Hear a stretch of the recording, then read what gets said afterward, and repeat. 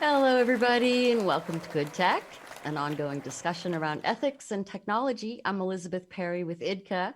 As a reminder, this show is recorded and will be available on our YouTube channel and also on ubngo.com/goodtech, where you can see all of our shows, and on any podcast channel you choose. If you're tuning in live today and have any questions or comments, you can dial the number on your screen and we'll do our best to get you in on the conversation. So today we're going to talk about digital ethics and education. What kinds of things are being taught in school? What kinds of success are we seeing among young people who are our future? And what kinds of questions are being asked about digital ethics? And what are the answers being given? I also want to take a moment to hope that everybody is doing well and staying safe and staying inside as much as possible. We hope you're going to spend your time, still being productive. And so joining me today, without further ado, is someone who teaches digital ethics at the Center of Excellence at Dallas Baptist University. Please welcome speaker, entrepreneur, educator from Dallas, Texas. It's Paola Saibene.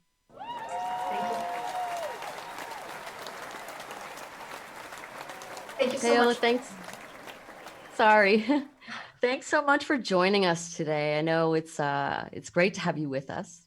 First off, hoping that you and yours are also well and staying safe. These are trying times, to say the least. Yes. We're all in this global lockdown together. So we all have to do our part, right? And try to combat this thing, but stay active and productive and keep the dialogue open. So and help each other in whatever way we can. Yes. That's right. Yeah. And so it's great to have you here. I know you have a lot to say, so let's get going. I want to talk about you a little bit to start things off. It's clear you're pretty passionate about digital ethics, and I think you're going to shed some light on why digital ethics is so important today during this crisis. But briefly, what got you into this space? I'd have to say that my bachelor's undergraduate degree in philosophy ruined me for life because never would I think about a topic again in the same way after taking so much philosophy. And I went to a university that had a fantastic philosophy program that was one of the best in the world. And it had a tremendous influx of Asian philosophy as well as Western philosophy, so Eastern and Western.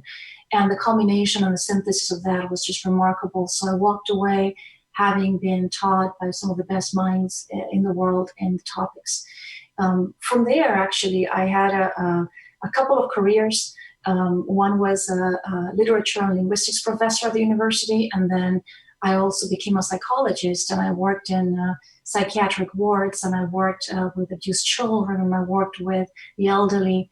And then I became a technologist. So I've been a technologist for 25 years. But before that, I had those pieces in place that actually helped me approach things in a very holistic manner.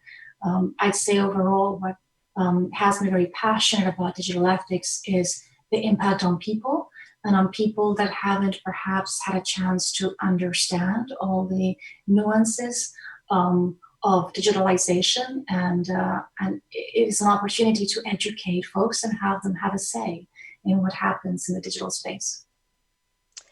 Wow, I mean, it sounds like you have your fingers in a lot of pies, and but with a focus, if I'm correct, in this ethical. Your passion is ethical Yes. technology, which is great. It's why it's so great to have you here, because that's our focus. As a company, Idka, the host of the show, and just the show itself brings in a lot of different perspectives. Right. So, let's talk about this crisis a little bit, because that's what everybody is talking about, and we all have to have our piece. Why are digital ethics so important right now? Throughout the world, you have. Let's start with privacy. as being one of the important elements. So throughout the world, there are several privacy regulations. And of course, being in Europe, you're aware of the GDPR very closely. In other parts of the world, you have them as well. But one of the key considerations during this time as emergency issues, emergency actions are taking place is what are the compromises that are going to be made in terms of the privacy of individuals for the sake of public health. Surely there isn't going to be a perfect balance. There are going to be errors, well-intended errors, and perhaps in some cases not so well-intended. But the key consideration is not so much what happens during this time, is what gets reversed and what doesn't get reversed. So we just have to look at history. We don't even have to have opinions on the matter. If we look at history, we know that things that take place, that get rolled out by governments or large organizations are very difficult to roll back in. And during a time of crisis, people may acquiesce, they may agree to forego some of their rights. And perhaps if they were thinking about it with a cooler mind, they would say, you know, not so. I'd rather, let me think about that. It would have had a greater time to be debated. So that's on one side.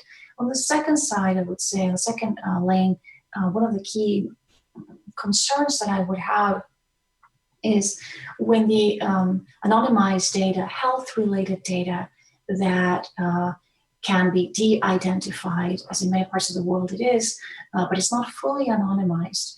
When that anonymization takes place, what are the guardrails of that anonymization? There are several degrees of anonymized data, and many of them can be easily re-identified, the individuals and the data subjects in it, by simply getting public records, publicly available data sets. So what happens then? So those are the two big areas that I think from a digital ethics perspective, we need to be focused on.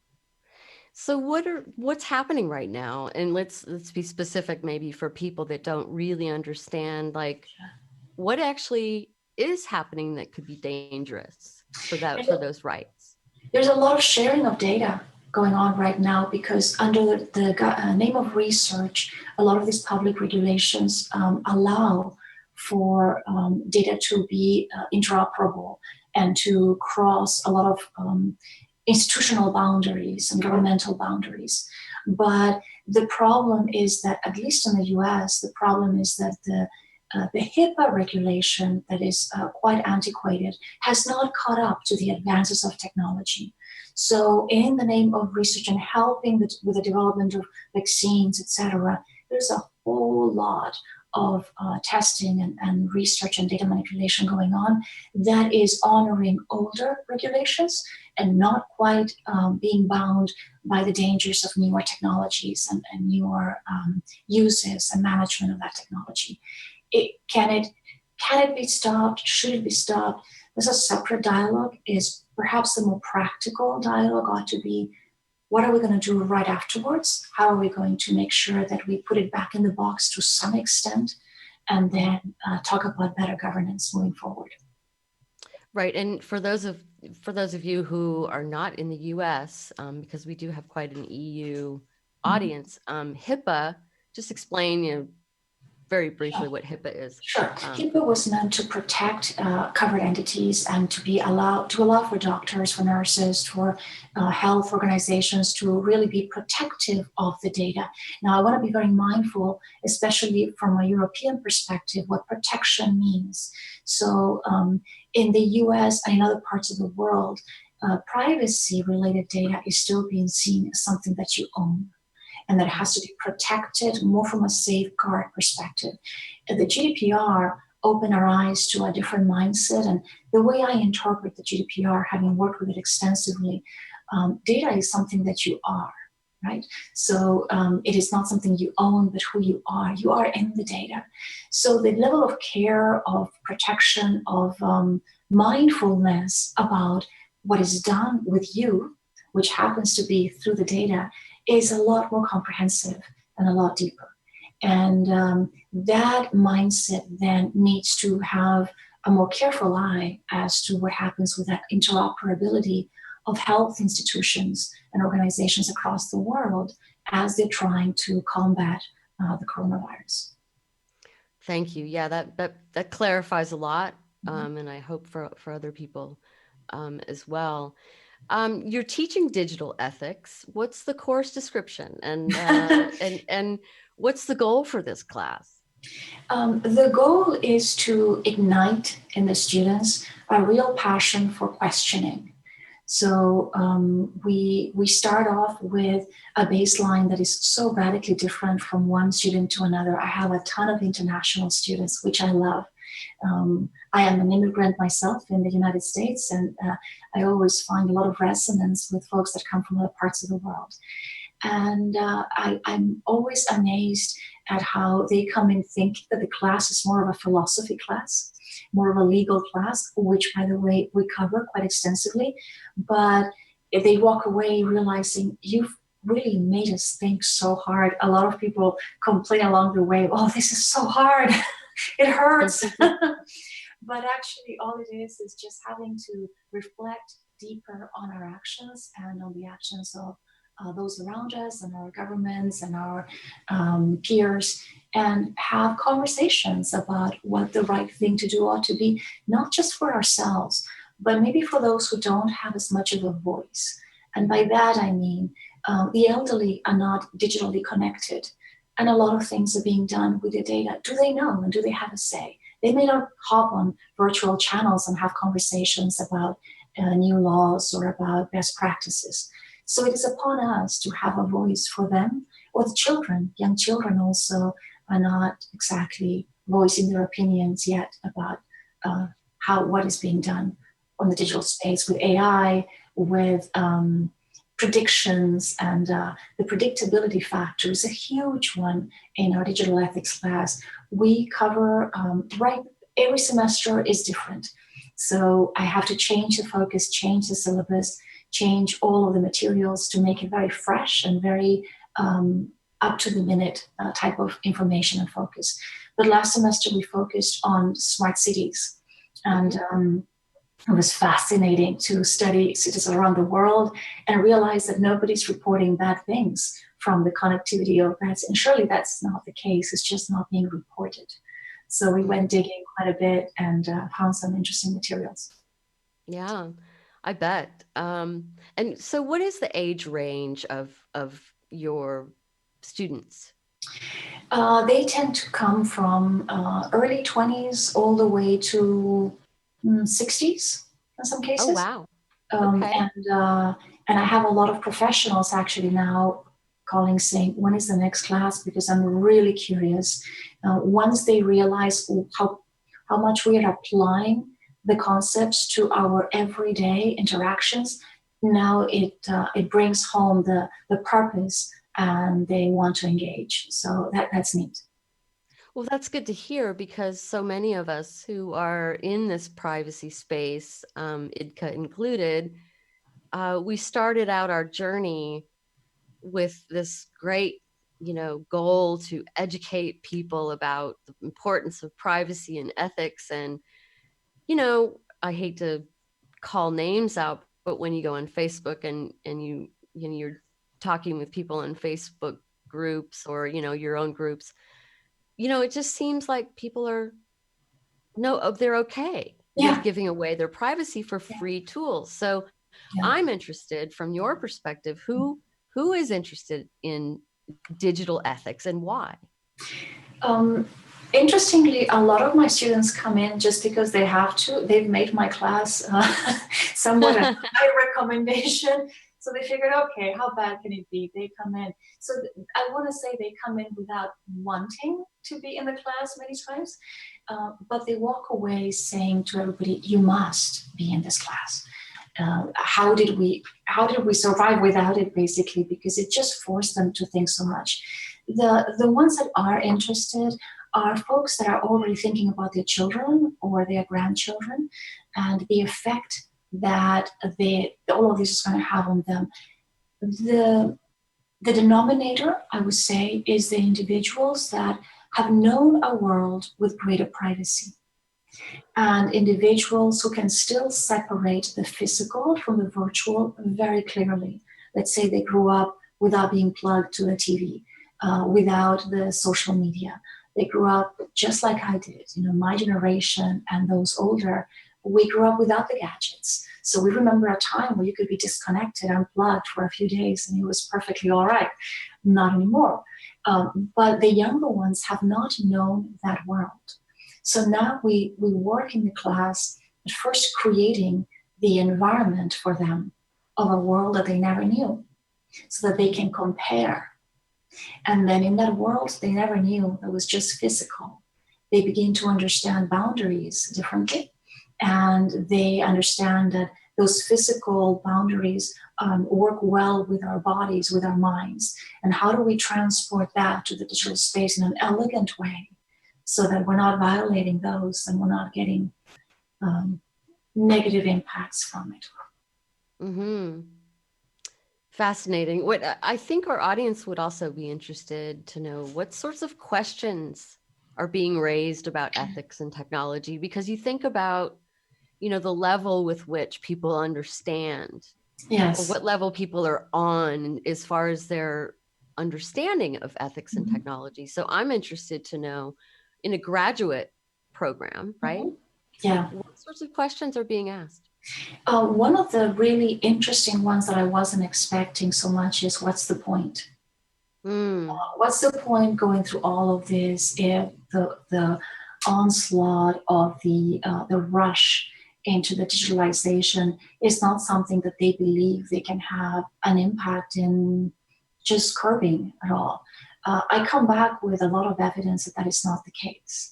That all it takes is a community of encouraged individuals that want to get it right and ask the right questions to just start pouring in and building a platform of followers where more questions get raised and get the attention through the numbers of the greater entities.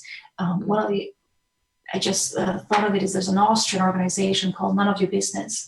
And None of Your Business has been around for a while, but they started small and they saw nobody else around them doing it. And they figured, well, let's just, now they have a great following, right? And then they have a lot of impact.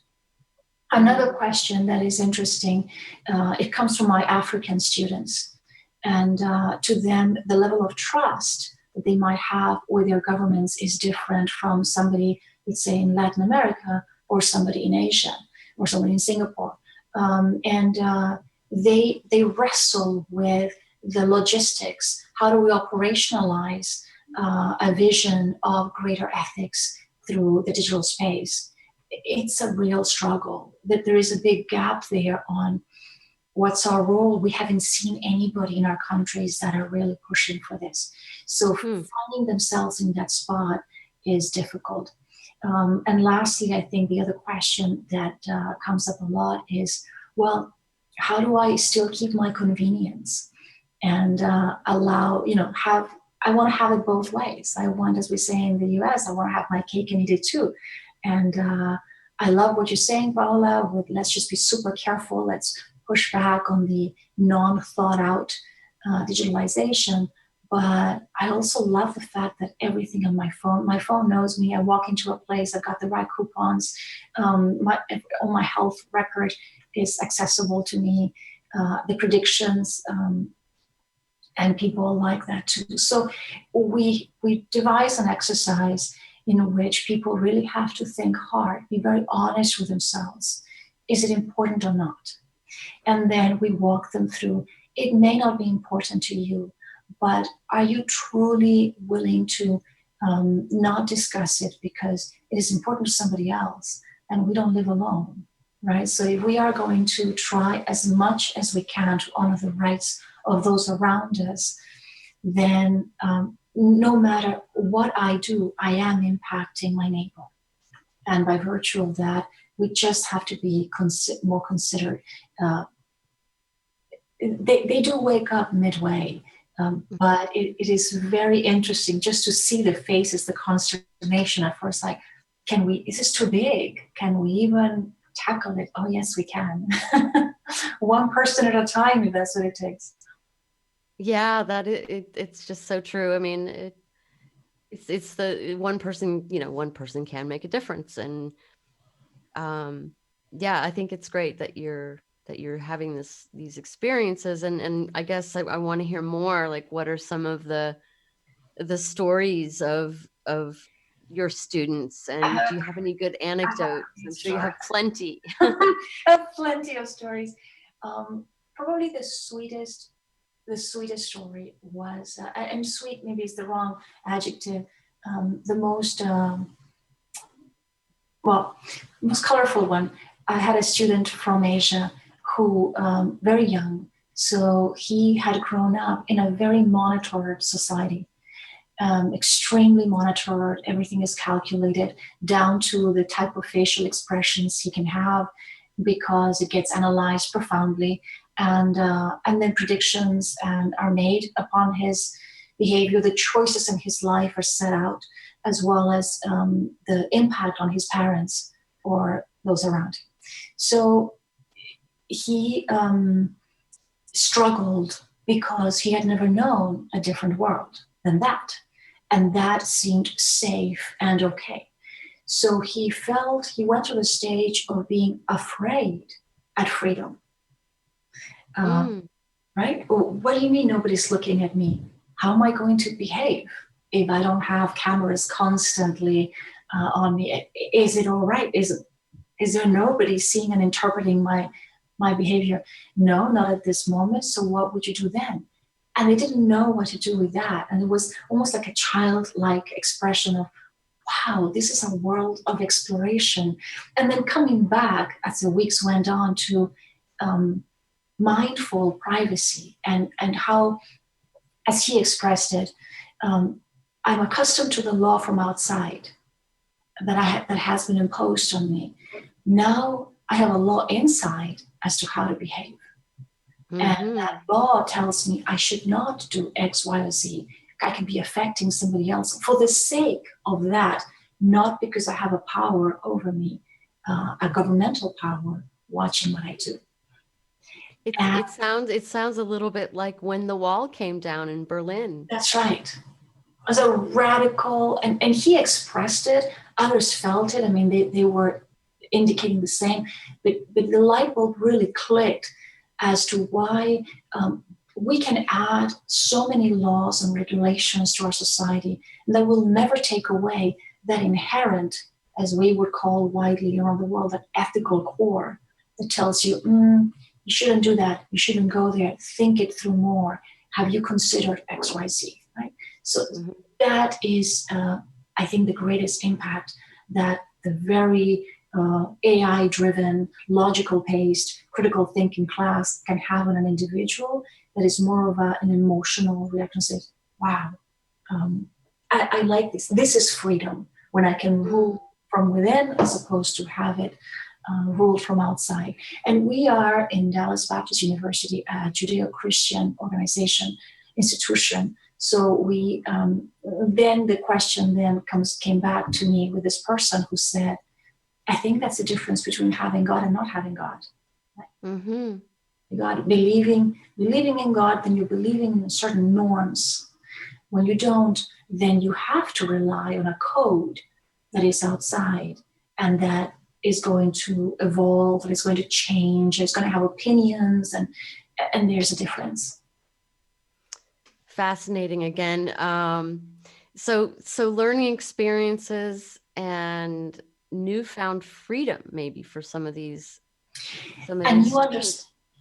A new understanding of freedom, largely because they were too young to have seen a different world where we are too young to have known how the pioneers in the US came to the land and just had to do everything from scratch and had to rely on the neighbor's goodwill just to get water or just to get. The land was too vast in many parts of the world. They had to agree, and a certain ethical conduct was built. And what was that built in? Many of them had the same values, so they could agree on a certain code of ethics, which nowadays translates to the digital space. But without that, how do you manage? how do you maneuver? One of the big layers that we have to deconstruct in our classes is the belief that doing the right thing is all we should be caring about.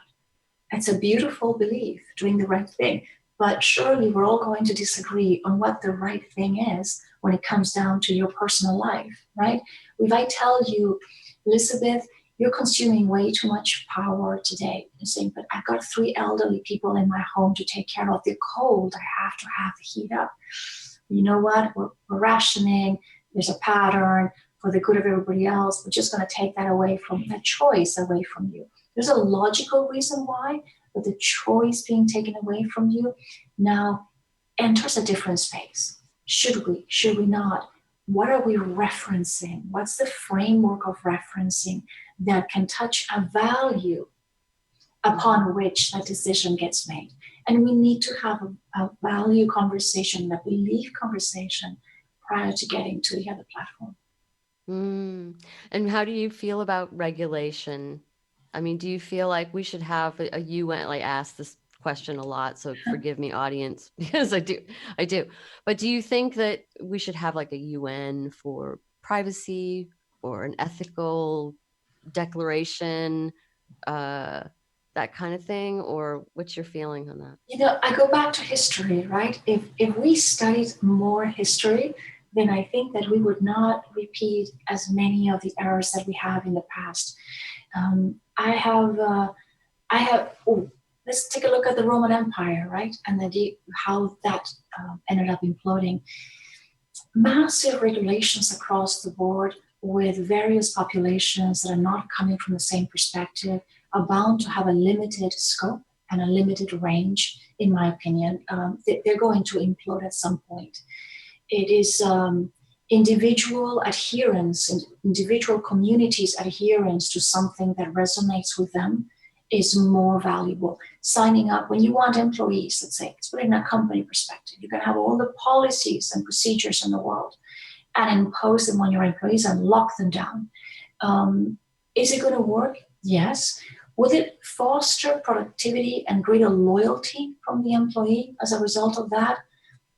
The statistics show you that the opposite works better, that it works with some general policies, let's say, but employees being so bought into the vision of the company or so delighted to be working for that mission and that purpose that they have, that there is less need to regulate things and there's more need to encourage the purpose as to why they're doing what they're doing. Does that answer?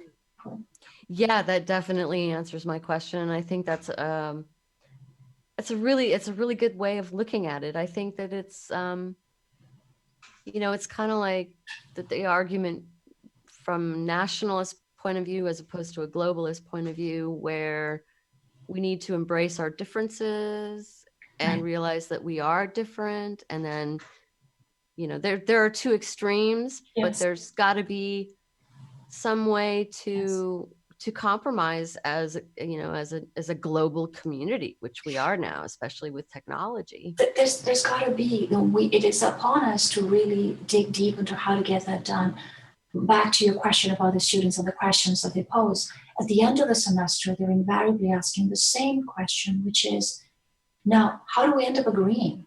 We don't come from the same belief systems. Mm-hmm. And some will say, we're not going to change our belief systems. So now it takes a careful decomposition of what those gaps are and trying to honor as much as possible without violating your beliefs, trying to honor somebody else's in the spirit of, and this is the big thing, in the spirit of everybody wanting the same thing. That we have to agree upon. Mm-hmm. That we do not want to affect another party. And that's a leap, right? That's a tall order. Yeah, for sure. So I want to get to some other stuff that you're doing, just to still talking about ethics and technology. But you've launched a website, and you tell me you have many endeavors, but this one is interesting to me, privacymind.org. Mm-hmm. What's the mission there? PrivacyMind.org is, on the surface, it is focusing on, since I come from a background of technology and I have been in leadership positions for quite a while, it is about helping the executives and the leaders of large or mid-sized organizations wrestle with the implementation of the privacy regulations. So everybody knows they need help with that. There's a lot of ambiguity in the laws. There's a lot of different ways of understanding how it affects their supply chain, their manufacturing, their customer interaction, etc.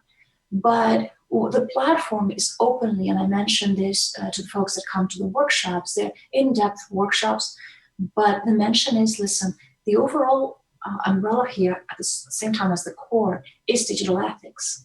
So take a look at how these regulations have an ecosystem attached to them, an architectural ecosystem in the organizations, and how they should affect every aspect of what we do, how we design from the start, not just technology, although the regulations are more technologically based, just how we design, period, how we manufacture, to whom, how are we defining the personas or the customers along the way, or what they will want or not want depending on certain parts of the world. And when we have a deeper understanding of that, then we're actually honoring the spirit of the law as opposed to the letter of the law, which is much more powerful. I go back to the GDPR, which I know there's a whole lot of rhetoric on was it well written, was it not well written, it has flaws, etc. To me, it was a remarkable attempt. It took a long time to write, but I think it's beautifully written, even with its flaws, because you can capture, for somebody who's in legal, in compliance, in risk, in tech, in innovation, you can capture the spirit of that law and run with it. It can resonate with a lot of folks, and then you can inspire the development, and you can inspire the AI-driven platforms to act accordingly. If you're just going by the letter, it's a compliance exercise that lost its taste, that lost its scent, and it's not the same.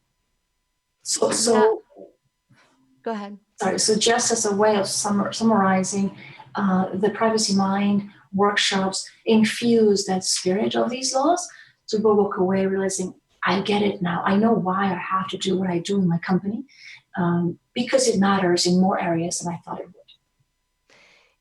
Yeah, I hear you on that. And it brings me to my next area of, I want to talk about privacy by design. Yes. You know, a lot of tools out there, and a lot of, you know, because privacy is a watchword now, and people are coming out with all of these privacy focused tools and etc. And some of them are great, and a lot of them are great, and I applaud people who are doing this. But what exactly is privacy by design, and what do we need to look out for to make sure that we are in fact getting privacy focused tools? Yes, thank you.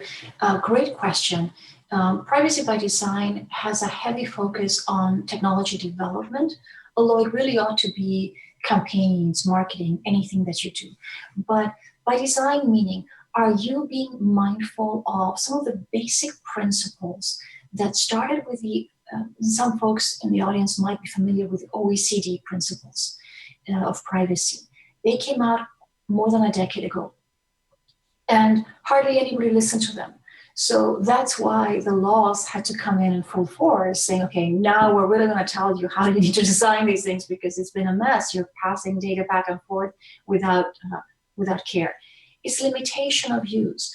Are we collecting way too much, more than we should? Well, so there's a mindset of, we can use it later. Yes, you can also damage things later. Just use what you absolutely need for your critical needs, be able to respond to your data subjects accordingly, to prove it, and be more creative in how you're going to use that limited data for your business function, as opposed to collecting everything about a person well more than they need to. Privacy by design also is meant to take away the predictability. If taken seriously, then you don't want to be creating automated decisions about individuals based on the data that you have. So how will the application, the platform, the service, the product, how will that be used later on? It's not your immediate use alone that matters. Is 2, 3, 5 years down the road, how is that going to be leveraged and compounded with other applications, data sets, etc.? And will it potentially hurt a set of individuals accordingly? That's why the research is so important to have individuals in the medical community have this privacy by design mindset, which I don't believe is there right now. They're very accustomed to having free reign to data, and then under the guise of research, just be able to explore a lot more. Yeah, no, that's great. I think, well, just Idka as an example of a tool that has privacy, we call it baked in, but it's privacy by design, if you will. And it's a tool that does not track, and that, I think transparency is key. Yes. Telling people that, yes, we do have cookies because we are going to make your experience tolerable. Because we want to recognize you when you come in, but we're not going to track every behavior outside of the platform and even inside the platform. But that's another example of a tool. Do you have any other examples?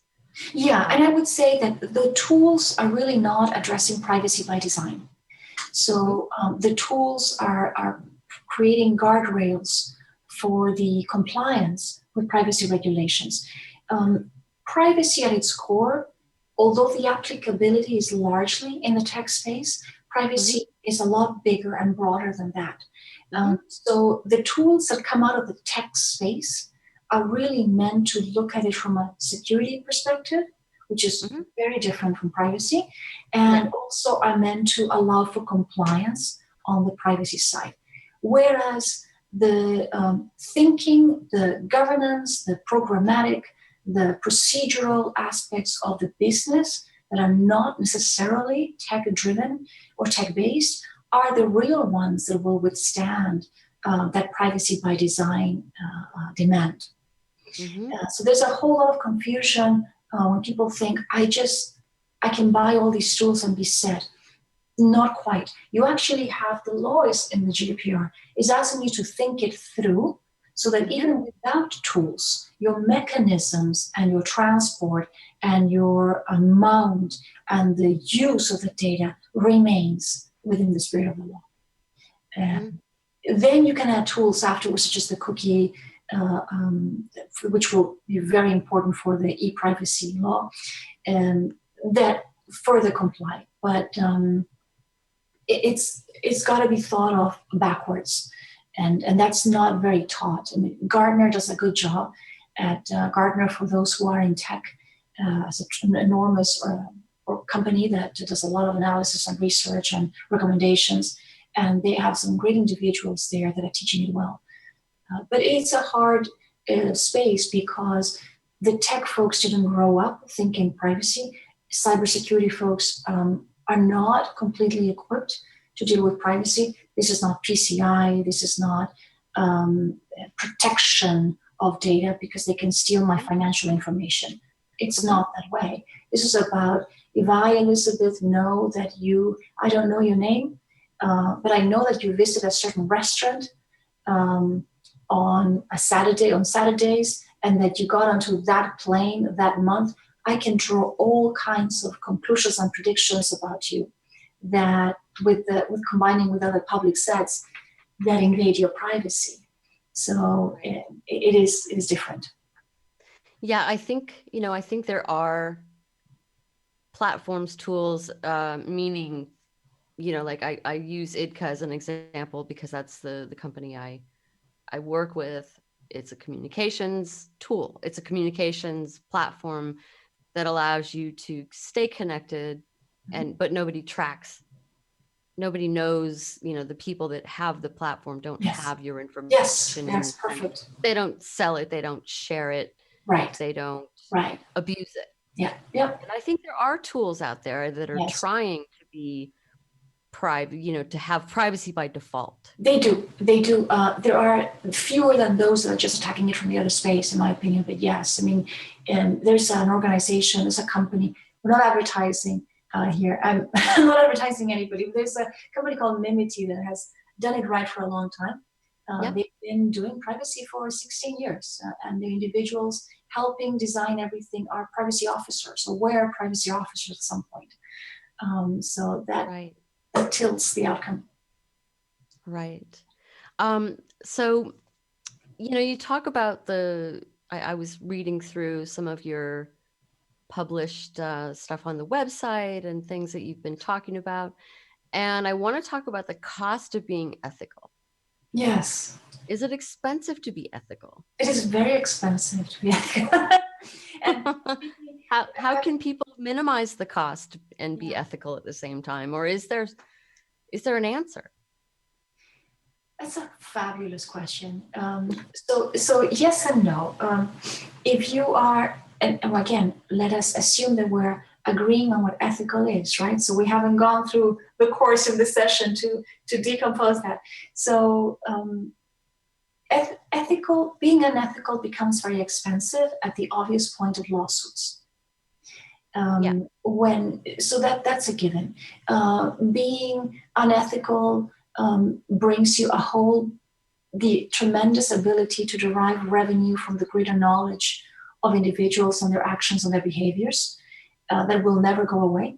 I think that mindset is very much there from a lot of the consumerism around the world. Mm-hmm. There is probably a greater expense in a different area. If you have a large organization that has, a large mean multi-billion-dollar organization that has taken these concepts to heart, especially on global privacy, I think that what you will find is that the quality of productivity, the loyalty of both customers and employees, mm-hmm.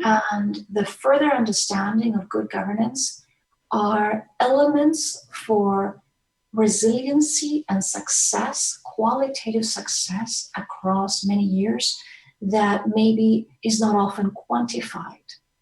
Mm-hmm. So it may not mean necessarily more or less expensive. It is more sustaining. And you and I would go back to a retailer or to a hospital or to a whatever that is taking to heart these regulations or these actions, as opposed to ones who are not. And a good example of that is for the trained eye. If you go to websites today and you have a privacy approach, you'll know within 3 seconds whether they take it seriously or not. You'll mm-hmm. know by how they write their policies. You'll know by everything they've got in there if they invested, which hurts. Investment in these things always hurts the revenue or the profit stream. Or they just decided to do a compliance exercise. How many of the audience or how many of the consumers will care enough to actually go or not go further with that site? That depends on the rest of us to educate. And when then the buyer becomes more educated, then the seller becomes more careful.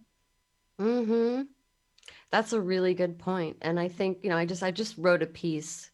You can read it on our blog on Idka, on trust is important, is key to your bottom line. It is key. And it's a study on that, what you're just saying. And I love that you said that, because I think in the long run, people are going to start looking at how ethical you are before they buy from you. And I think there are examples of companies out there, Patagonia. I mean, I can't think off the top of my head, companies that are trustworthy brands and doing things to be sustainable or, something ethically good. And they don't have to be perfect in everybody's eye, but I think everybody can appreciate that if their passion is trying to get it right and do the right thing, that there's a lot more forgiveness when they don't get it right. And they're transparent about their motives and transparent about their actions. That goes a long way. A recent study that I mentioned in my class, I think this was late last year, just cybersecurity breaches. Cybersecurity breaches, the largest ones, are normally accompanied by a ton of legal actions and counsel and PR words that cannot be said at the right time, etc. Mm-hmm. And there is a huge push to say as little as possible and not to admit to flaws or to errors or to just negligence, at least not right away. Well, the studies have shown that if the consumer, ultimately the affected party, if they were to hear, we messed up in a much more elegant way, however they say it, we thought we had our act together. Obviously, we didn't. We were a victim too, but we contributed to the problem to some extent.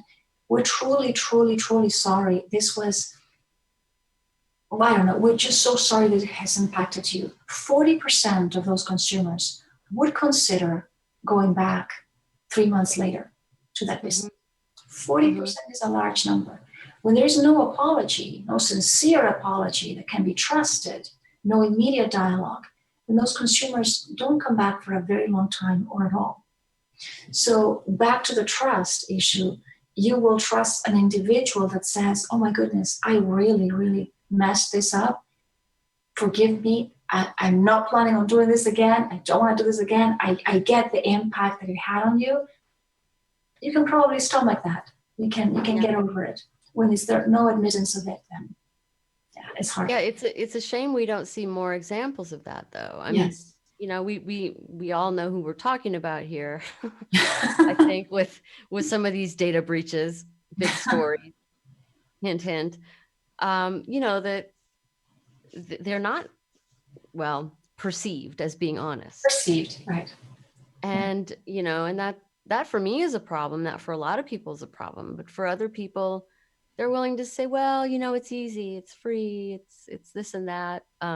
So I'm hoping that the world gets a little smarter or more familiar, educated, whatever the word is, about this. And before we lose all our time, I want to get to the next question.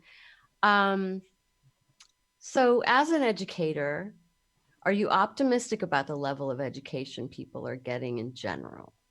No. Okay. I was shocked, actually, and I created my report accordingly to the university. I was shocked that it didn't seem like a lot of layers of critical thinking had been taught throughout. This is worldwide, right? This is because I have so many students from various parts of the world. They themselves were the one who said, we've never had to think just in these critical thinking lanes. Never mind that it's digital ethics, but we haven't had to do these exercises before. I grew up in a time where we had to, and I think a lot of folks in my generation thought there was a basic education, but something happened along the way that changed it. And perhaps we focused on other areas, but the depth of reflection and the depth of analysis of impact is something that needs to be polished, that needs to be revived. It is not there. So I spend a great deal of time helping the students get first to that point so that then we can have a dialogue from a point of deeper understanding. That's go ahead. Sorry. It's almost as if I started very simply. How many whys can we go down the lane, right? So if I ask, well, why would you think in this manner? When the classes come in, I can get to one, maybe two whys. By the time they end, I want to get to the 9th why. So they have really thought it through, and their point of reference is as crystal clear to them as it should be. And then they can give an opinion or they can give an analysis on it because they've reflected on it deeper. That and yeah, okay. So, but do you see how do you see the future? Well, I see there's always hope, but the scope of that hope is what I try to manage. All I know is that I can impact those around me as you can impact those around you, and that is tremendous. It is. My intent is not to base my hope in seeing that a few billion people have changed their minds. No, but to try to pass on the word to as many that I can touch and have them think for themselves and have them debate, and ignite a huge community of thinkers, not just feelers, but thinkers that are mindful of their neighbors wherever in the world that is, and are willing to listen and consider and negotiate with the best intentions so that then we can all progress. I see pockets of that. And pockets of that always bring in a lot of hope. But we've been battling this since the beginning of time. So this is nothing new. But we hold the tide in whatever fashion we can. And mine is, I have the privilege of doing it through a university. All right. Well, listen, we are in our final minute here, which is too bad because I know we have so much to talk about. But maybe you'll come back and we'll do a follow-up after when we can. What would you like to leave with the audience today? I would leave with the audience that there is tremendous voting power in what you purchase and who you purchase from. We have in our pocket the ability to change everything that we may like or not like about how our data is being treated through our money and where we visit. So just consider that. Wow, thank you so much. Thank you. Yeah, it's been a real pleasure, and thank you for taking the time today and for sharing all that with us. I know there's so much information out there, and you have so much more to offer. Speaking of, giving back and being ethical, I just wanted to say a little note about Idka. We are offering our services for free until this COVID-19 crisis gets under control. So please visit us at www.idka.com. You can find all the information there. If you like what you've seen today, please share the love. We're on Twitter. Paola, I know you can find on her website, the one we shared earlier, privacymind.org. And if you have any questions for us, please get in touch. We're very easy to find and always happy to chat. It's been a real pleasure. To our listeners and viewers out there, please don't forget to subscribe to our YouTube channel. And thanks so much all for joining us today. Be well, be safe, stay positive wherever you are in the world, and we'll see you again on the next Good Tech. Thank you. Bye.